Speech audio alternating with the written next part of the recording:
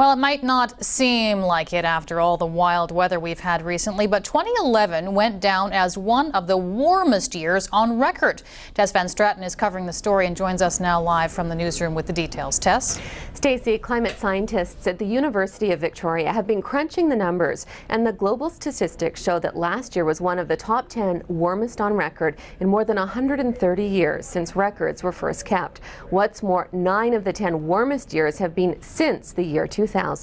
From historic flooding to historic drought, 2011 saw a lot of wild weather. Well, it didn't sizzle too much here on Vancouver Island last year. Other parts of the globe sweltered through heat waves and unseasonably warm weather. Experts say its clear temperatures are rising everywhere, including here in BC.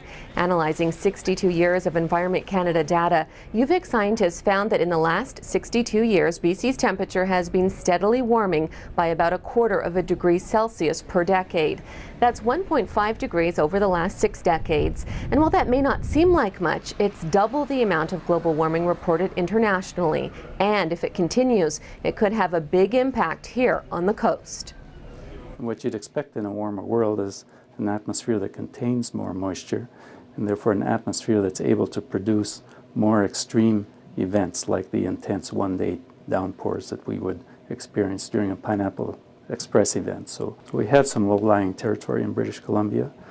Delta is an area that's of concern, the Vancouver Airport.